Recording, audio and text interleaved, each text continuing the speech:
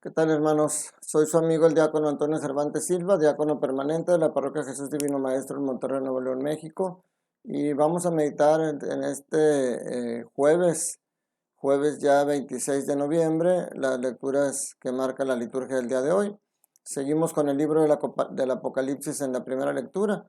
En esta ocasión, capítulo 18, versículos 1 al 2 y 21 al 23, y capítulo 19, versículos del 1 al 3 y una parte del versículo 9. En este pasaje de hoy se narra una especie de resumen de la lucha entre el bien y el mal. Habla de la lucha entre Cristo y la bestia. Y cuando menciona la piedra lanzada al fondo del mar, es muy expresivo para describir la destrucción de la bestia. O sea, a final de cuentas, el Apocalipsis nos sigue insistiendo en que la lucha del bien y el mal tiene que haber situaciones de dificultad, obviamente, por la que tenemos que pasar aquellos que buscamos el bien, pero que la victoria final siempre será del bien. Dice que mientras el humo del incendio en el que el mal se destruye sube del abismo hacia el cielo, por otro lado se escuchan los cánticos de aquellos que salen victoriosos en la alegría de Cristo, aquellos que al final dice, dichosos los invitados al banquete del reino. Dice aquí al final, dice, dichosos los invitados al banquete de bodas. Entonces, este es el mensaje de este libro del Apocalipsis, que como digo, al final de cuentas, siempre que se habla del fin de los tiempos, pues se habla de desastres, de situaciones que dan angustia y miedo, pero siempre recalca que es un libro más que de temor y de miedo, es un libro de esperanza. Y en el Evangelio de Lucas se ve va por el mismo tema. En Lucas de hoy, capítulo 21, versículos del 20 al 28, nuevamente Jesús sigue con el tema escatológico y sigue anunciando la caída de Jerusalén. Y de nuevo Lucas enlaza las dos situaciones, la caída de Jerusalén con el fin de los tiempos.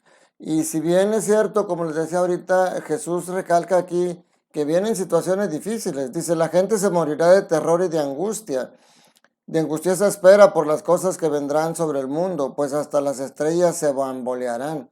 Y dice también, dice, pobre de las que estén embarazadas y de las que estén criando en aquellos días, porque vendrá una gran calamidad sobre el país y el castigo se descargará sobre el pueblo. Ciertamente, si estamos hablando que va a haber una destrucción, o sea, como decíamos aquí, aunque Jesús está hablando de la destrucción de Jerusalén, Lucas lo enlaza con la segunda venida de Cristo, que siempre va a estar precedida de situaciones de calamidades, de desastres, porque es natural, si se va a destruir todo lo que existe en el mundo, pues tiene que haber terremotos, tiene que haber cosas que indican la destrucción. Pero sin embargo, viene aquí el mensaje final de esperanza. Dice, entonces verán al Hijo del Hombre en una nube con gran poder y majestad.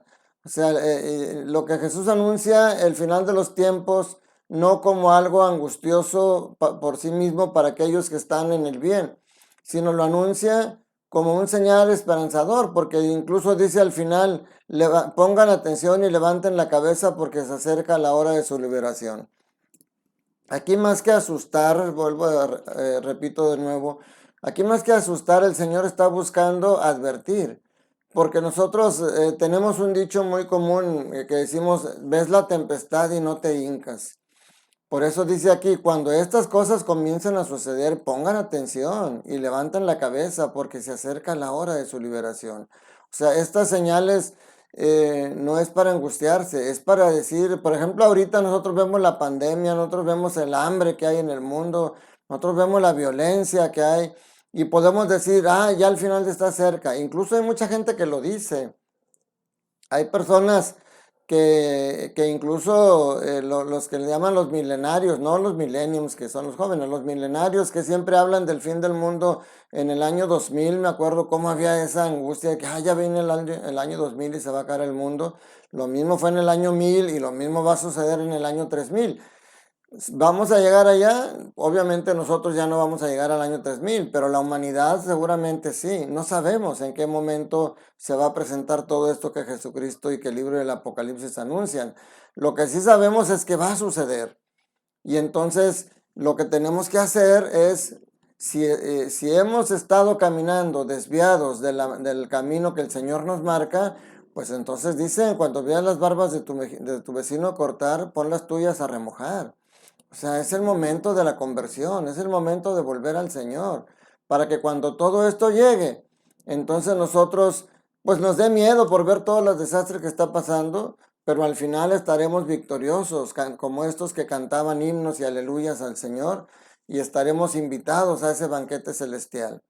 Pero tenemos que vestirnos con la gracia, tenemos que vivir el reino de Dios en la tierra, tenemos que vivir como si ya estuviéramos en el cielo, para que cuando llegue el momento, el camino sea fácil y no sea que nos pongan del lado izquierdo, y entonces sí, el sufrimiento será eterno.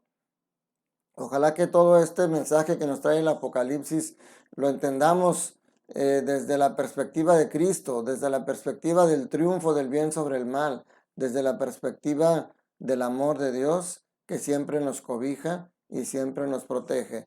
No nos quita el mal, no nos libera del sufrimiento, porque hasta el mismo Cristo lo pasó, pero nos ayuda a que ese mal y ese sufrimiento no salga vencedor sobre nuestra fe, sobre nuestra esperanza y sobre todo sobre el amor en el que debemos de vivir siempre, y especialmente, como se los digo siempre, especialmente empezando con la familia.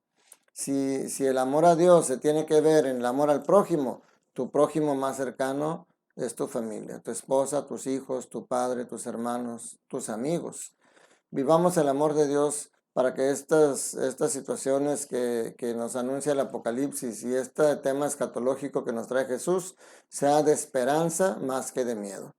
Que la bendición de Dios Todopoderoso, Padre, Hijo y Espíritu Santo, descienda sobre ustedes y sus familias y permanezca para siempre. Cuídate mucho, que este día sea de mucha bendición para ti y que el amor de Dios esté presente en tu corazón. Recuerda, Dios te ama y Dios te quiere feliz. Te mando un fuerte abrazo.